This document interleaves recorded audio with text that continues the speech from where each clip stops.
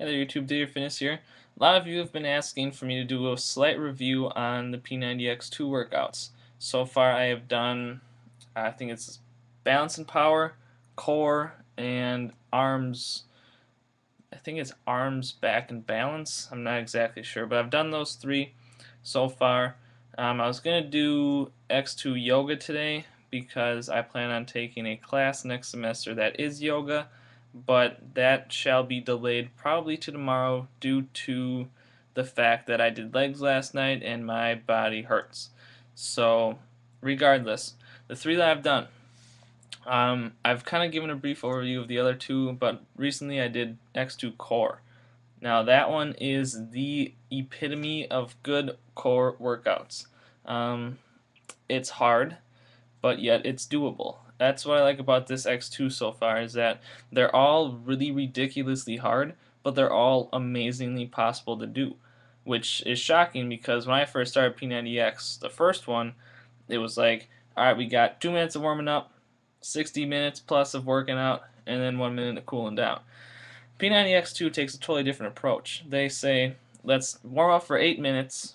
Obviously, these are all kind of exaggerations. I'm pretty close on time, but regardless. Then it's about 40 minutes of working out, and then it's about another 8 minutes of cooling down. I like that, and I like the use of stability ball to get balance. And stability ball also helps your posture, which is good for me, and it also helps a lot of other things just generally. So I like how X2 has its grasp better than X1. Um, One thing I'm picky about just because I'm in the business is video quality is a lot better. Tony Horton's more hysterical, more funny, more easy to relate to. He brings his sister in on one of the workouts, and he just does a lot better job keeping you going through the workout. He makes you laugh. He gets you up and running. And overall, I just feel that they're a lot easier to handle than the X1 workouts. So people are saying, oh my gosh, X2, it's so much harder, I'm not going to be able to do it. That's not true. I think that you will easily be able to conquer X2 if you've completed X1, or even, if you haven't even done X1 and you are just relatively active. I think you'd be able to handle X2 with ease. I mean, I get through all the workouts easily, and I mean, yes, I'm an 18-year-old kid who's probably in prime shape to do some of this stuff, but my dad, perfect example, he's working his way up, and he made some milestones last night while working out with me. So, or I should say, I was working out with him. But anywho, um, he made some milestones last night, and it was great to see him make such great progress. So that's kind of my ordeal on X2 so far. I'm really liking it. I think it's a lot better than X1. So if you have the choice of buying X1 because you're going to start with it, or buying X2 because, well, it's X2, if you can skip X1, skip it. Because personally, I think that X1, I almost think that X1 is harder, just because it's not as much warming up. There's a lot of, I shouldn't say a lot more breaks, but in X1 you finish one and you go right into the next. Granted, there is time for, a quick sip of water or something, but in X2 you get time to like write down your reps. And considering I don't write down my reps, I don't count reps, I don't do any of that crap. Again, crap, that's just my opinion.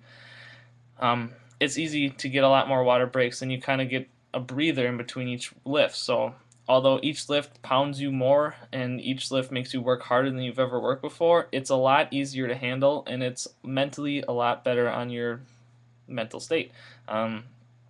I think that it's just overall better than X1. I mean, obviously that makes sense because X2 should be better than X1, just like sequels of movies should be better than the first one, but that's most of the time not true, so this is a case where the sequel is better. Um, I personally think that you should skip X1 and go right to X2. You'll manage just fine. Trust me, I've managed just fine, and I've almost had more struggles with X2. Granted, I haven't done all the workouts, but usually arms and back is my weak spot because I have a bad back and because I'm more leg strength than arm strength. But I handled it just fine, and I really pushed myself, and I did a lot of weight during that arms and back workout. So it's also balance, which I'm okay on balance, but there's always room for improvement. So I think the X2 is better structured, a lot better of a workout. I'm gonna end this video up. I'm gonna wrap this up. You can take that advice if you want. I personally like X2 better than X1, but if you're halfway through X1, obviously stick with it, finish out the X1 program, and then go into X2. But if you have the choice between one or the other, definitely go with X2. That's just my opinion. Hope you guys enjoy this video. See you guys next time. Happy lifting.